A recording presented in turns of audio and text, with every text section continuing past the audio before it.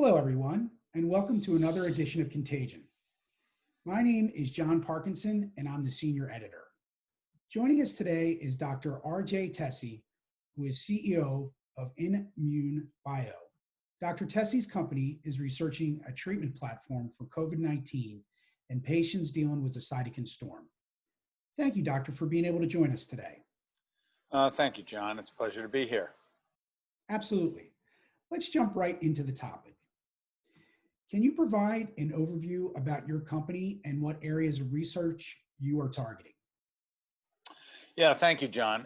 Immune Bio is an innate immunity focused company. The innate immune system, for those that don't have a background in immunology, is half of the immune system. That's to say, our immune system is very complicated, very effective, but it's really made of two parts. One is the adaptive immune system, and that's the one everybody knows about. That's famous for things like CAR T cells, things like vaccines, things like checkpoint inhibitors for cancer, and things like drugs that target autoimmunity. So people have heard a lot about the adaptive immune system, but they don't hear about its, shall we say, equally important, but somewhat in the shadows brother, which is the innate immune system. The innate immune system is in many ways the first and last line of defense and is very important. And for reasons that really are related to the ease of doing research in the adaptive immune system, biopharmaceutical companies and hence drugs to treat the adaptive immune system are fairly common. There have been very few developed to harness the innate immune system, but that era is now upon us. And there are several of us, companies such as us, that focus on the innate immune system. We have really two ways that we go after it. One is we target NK cells, natural killer cells, which are the, shall we say, the signature cell of the innate immune system that's supposed to target viral infection and cancer. And then we also target a cytokine called soluble TNF, which is one of the key players in pathology or inflammation as it relates to the innate immune system. And that's what our COVID-19 program is focused on. We are focused on neutralizing soluble TNF. Now, before I dive into that, just to give you some flavor of what Immune Bio is, you know, we're a public company. We've been public for about 1.5 years now. We have programs in beyond COVID-19 in Alzheimer's disease, and we recently reported preliminary data on that, which was quite exciting. We're targeting neuroinflammation. We have a program in, two programs in cancer and a program in metabolic disease and NASH. But today we're here to talk about COVID-19. So why are we focused on COVID-19? Well, it's pretty simple. I mean, people don't understand that the virus makes you sick, but it's not the virus that's making you sick.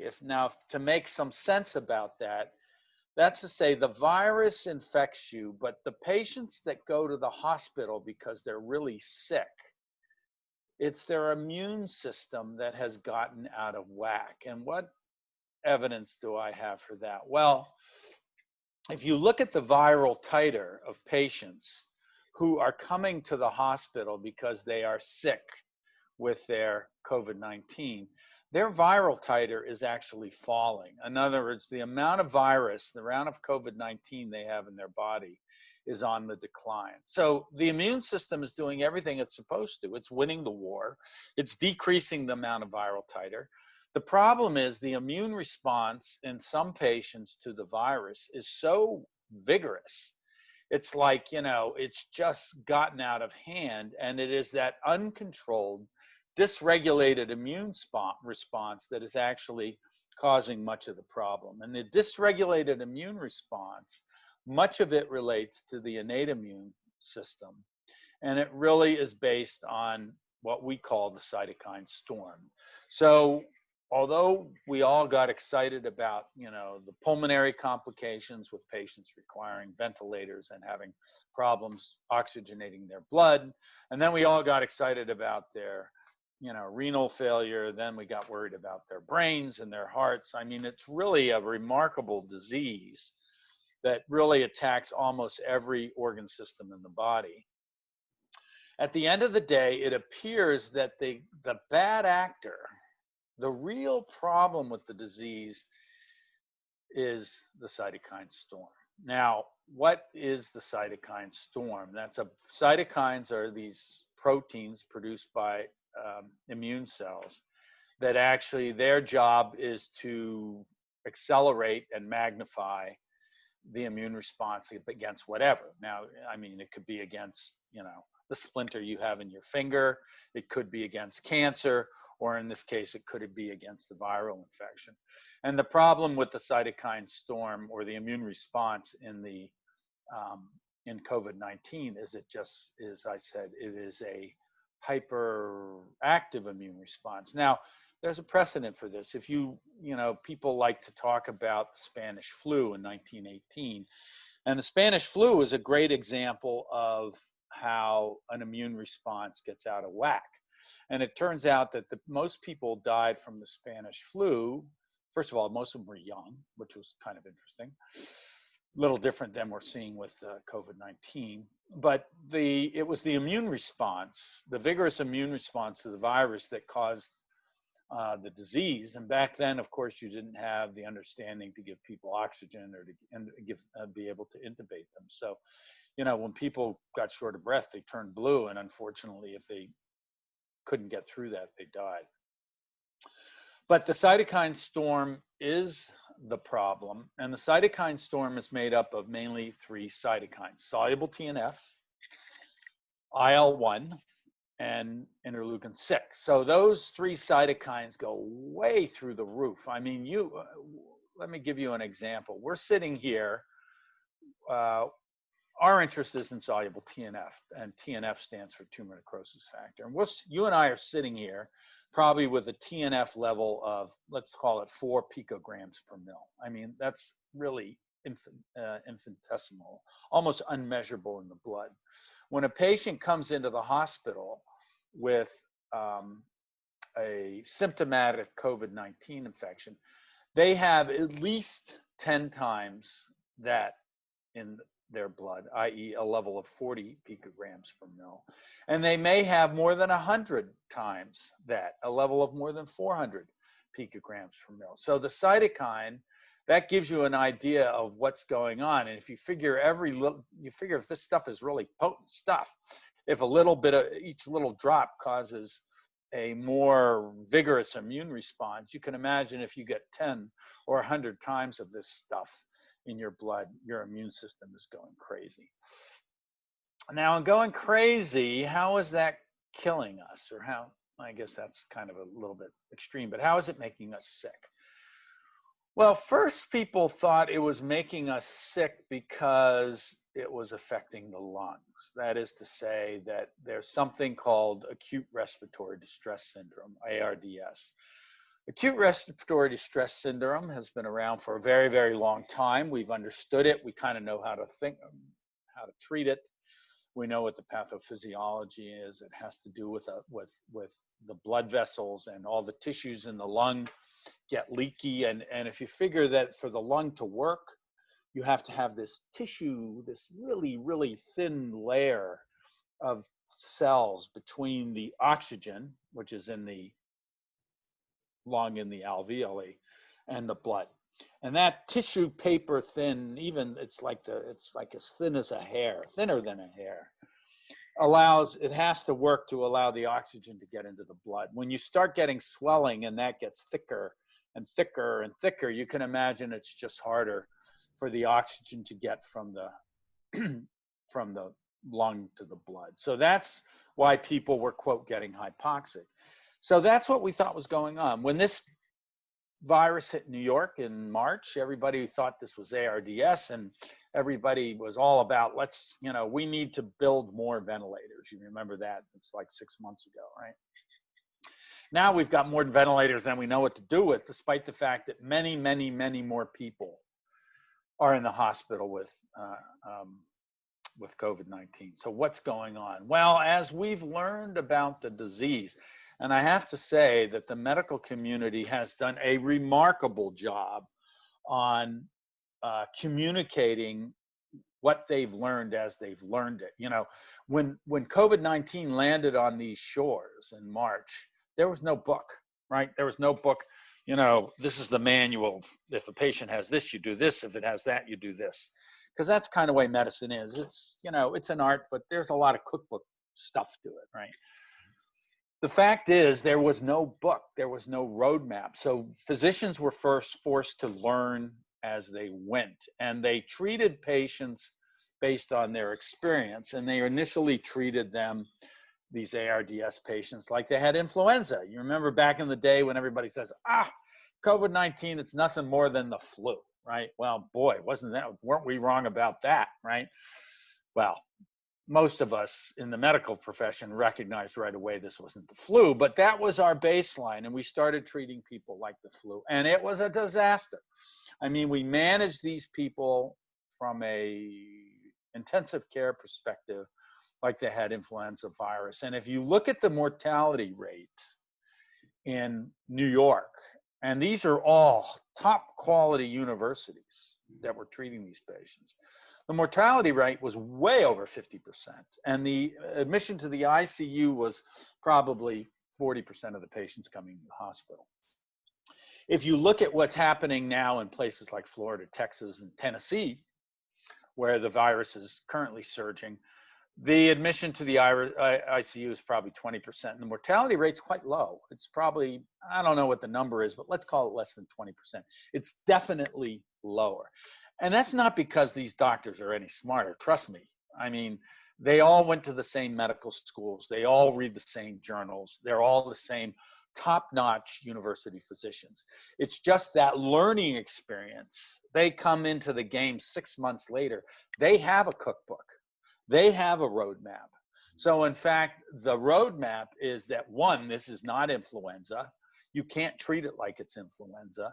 And there's some other things going on here. And one of the things we've learned is you have to be very careful about actually intubating people, because the what's called the barotrauma of a ventilator breathing for you, it's the air going in and out, actually can make things worse in the lungs. Okay, so all right, so where am I going with this? Well, we've decided it wasn't influenza and having the pathology associated with influenza. But in the meantime, as I said, you know, first we ended up thinking, oh my God, everybody's developing renal failure and they're on dialysis. And then we thought, oh my God, they're having problems with stroke. And then, oh my God, they're having problems with the heart. And they're having all these end organ problems, which people were just scratching their head. And one of the things that you learn early in medical school is you've got to be thoughtful about coming up with what we call a single diagnosis. In other words, you can't say, oh, they're having heart disease because they've got hypertension, and they're having renal disease because they have diabetes, and they're having lung disease because they've got COVID-19. That's just, when you start doing that, I mean, you are not being a good medical doctor or clinician. So you have to begin to think, what ties this all together? And we, you know, have been digging into this for a while, and what we basically decided very early on, and I think we have been supported now by many, is that number one, that this was not, it wasn't the virus that we needed to treat. In other words, I'm not a big believer that remdesivir, antivirals, are going to make a big difference in this disease, because, you know, if you're waiting until the patient comes into the hospital to give them an antiviral therapy, I already said their virus titer was going down. That's not the problem. The problem is the immune system is going crazy. So you have to target the immune system. And by targeting the immune system, what do I mean by that? Well, you need to target the cytokine storm. Okay, that makes sense. I already told you that the cytokines are sky high. But you have to target the parts of the cytokine storm that are causing the problem. And what is the underlying problem of patients with COVID-19 or in the hospital? It's the coagulopathy. In other words, they have this microcoagulopathy. Coagulation is what forms blood clots in the body.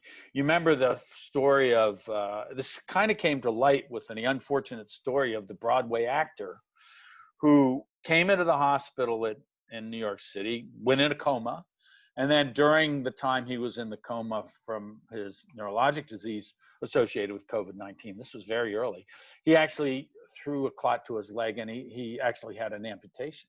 So this was a Broadway actor who obviously has, you know, all the connections, all the insurance he needs. He was at one of the best medical centers in the country, and disaster after disaster is occurring. And people began to say, what the hell is going on here? Where are these clots coming from? Why are they having problems with their clots? And it turns out that we think the underlying problem is the cytokine storm actually causes endothelial activation, which triggers the clots.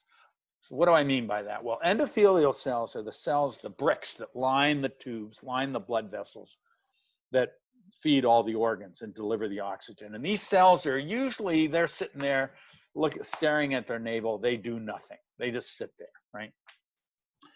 But in the setting of a cytokine storm, they get a little angry. They get activated. And when they get activated, they express this protein called tissue factor. And tissue factor is one of the proteins that stimulates the development of clots. Now, why does the endothelial cell stimulate clots? Well, it's simple. If you take a knife and you cut a blood vessel, that means you're cutting endothelial cells.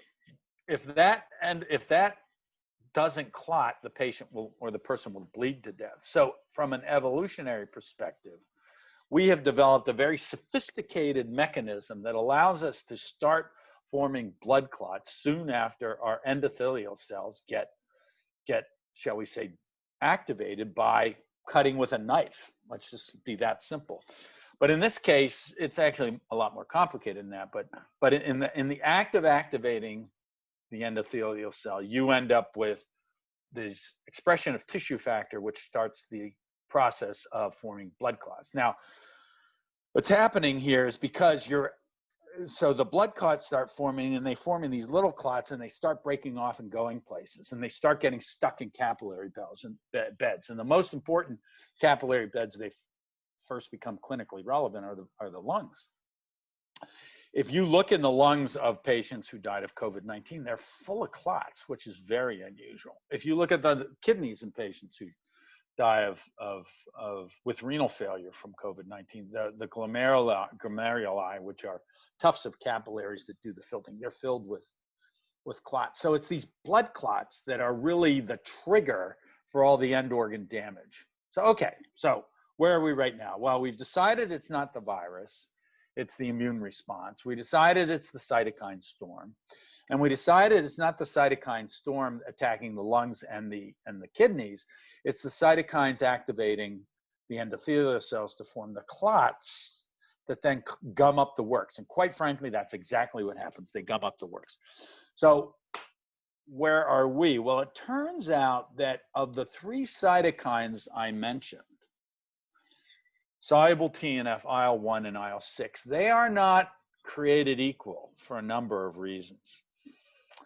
Soluble TNF is, quote, the master cytokine. And why is it the master cytokine? Because it is, it is first among equals, I guess the way to say it. You don't get an upregulation of IL-1 or IL-6, the other 2 cytokines of the cytokine storm, unless you get an upregulation of soluble TNF. So soluble TNF kind of kicks the whole process off, right? So that's number 1. Number 2, do they all activate endothelial cells? Remember, I've said that we think endothelial cell activation and expression of tissue factor is the key element of the pathology that's causing problems with COVID-19. So which of those cytokines are important? Well, it turns out IL-6 doesn't do anything to endothelial cells. And we have some support for that because there have been 3 randomized trials looking at the use of IL-6 to treat patients in the hospital with COVID-19, and there was no effect. And there shouldn't have been any effect if you had said, okay, I'm treating endothelial activation. But what the sponsor said is we're treating elevated cytokines in the cytokine storm, and they got rid of IL-6, but it didn't change the pathology because it turns out IL-6 isn't really a player in the game. So that gets us down to IL-1 and TNF. So it turns out that the cytokine that activates the endothelial cells the most is soluble TNF. So not only does soluble TNF upregulate IL-1 and IL-6, which are the other players in the cytokine storm, it is the most active cytokine at actually causing the endothelial cell to do this tissue factor expression and affect making the clots. So that's why we are very interested in using our drug, our DNTNF drug, we call it Quellar, to treat patients in the hospital with COVID-19, because our drug very specifically neutralizes soluble TNF in a way that's very safe. It doesn't cause immunosuppression, which could potentially make the viral infection worse. And it does it in a way that is very rapid. Within 4 or 5 hours after treating the patient, we know that we've neutralized most of the soluble TNF in the circulation. And that's where the money is. We want to neutralize that soluble TNF in the circulation. So that's what we're doing. Today we just sent out a press release that we announced that the FDA has allowed us to open a clinical trial in the US on the treatment of patients in the hospital with who have COVID-19 infection, symptomatic COVID-19 infection. It's a blinded randomized trial. It's going to be big. It starts with 100 patients, and then there's a go, no go decision by the safety monitoring committee, and then we potentially enroll 366 patients in the clinical trial. So, we're putting our money where our mouth is. I mean, we've had a very long, thoughtful process in getting to here. It's taken us, 3 months to get the IND filed, and we should be able to enroll our first patients in September. Obviously, we do not, as you know, every time everybody thinks that the pandemic's going away, it gets worse and it pops up in a different place, right? It disappeared in New York and it popped up in New Orleans and Chicago, and it disappeared there and it popped up in, Georgia and Miami. It's still raging in Miami, and Texas and Southern California are a mess. And now the upper Midwest is going through its phase. So every part of the country is going to go through this. We've got many, many, many months of the pandemic before we begin to see some effects of the vaccine. We expect it to take about 18 months before we really get control of this thing with the vaccine. So, unfortunately, therapies to treat patients who are symptomatic from COVID-19 are needed. They're needed because we've had very little leadership at the top about asking people to do the kind of things that prevent the virus transmission, such as social distancing and wearing masks. I mean, if you look in places like Germany and Italy and Spain, they've been much more successful with controlling the virus because people follow the rules. We're just not good at following the rules here, and that's a very complicated dynamic that is beyond the scope of this conversation.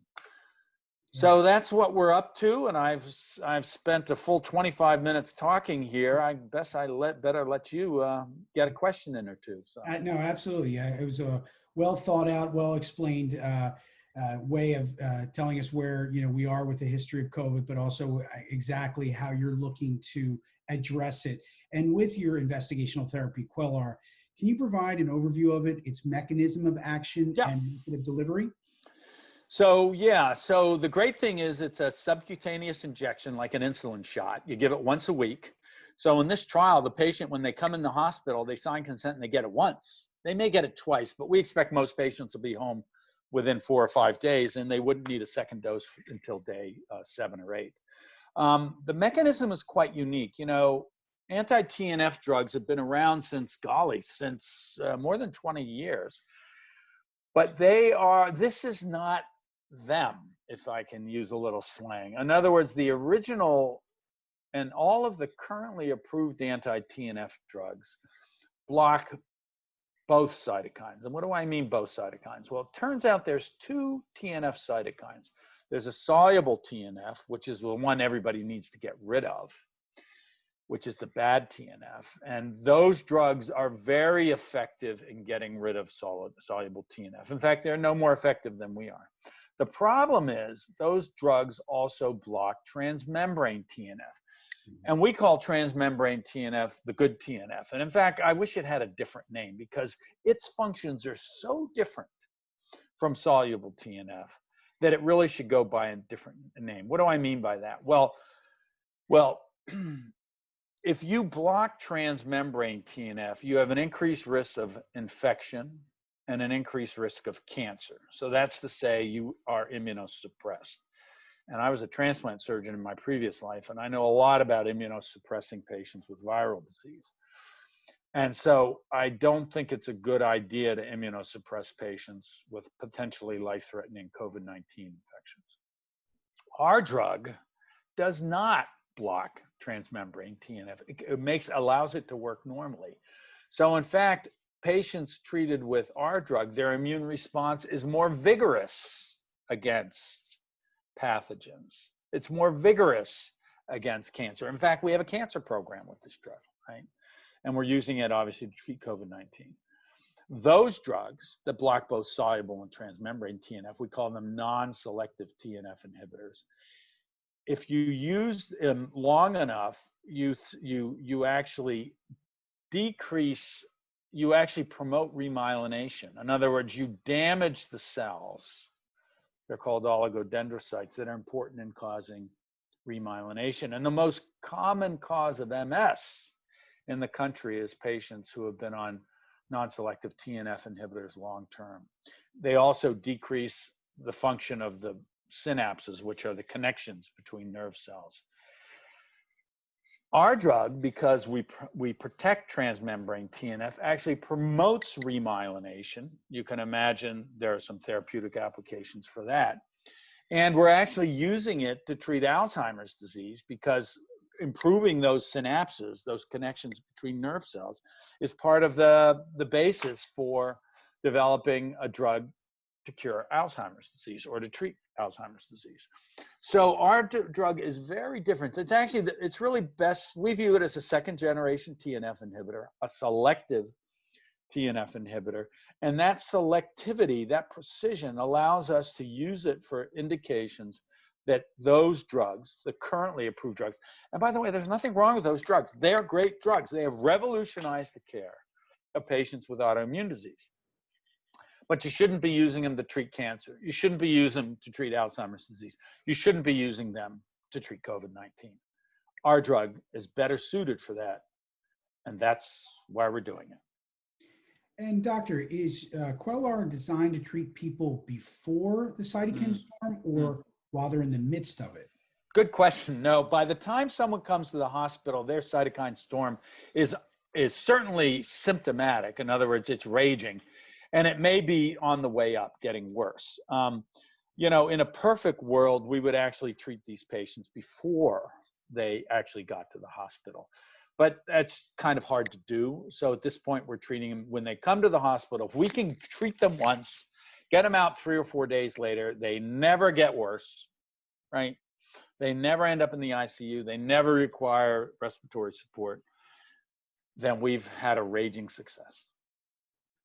Absolutely. And just lastly for you, doctor, tell me a little bit more about the trial that you have upcoming as far as your timeline, what your expectations are for it.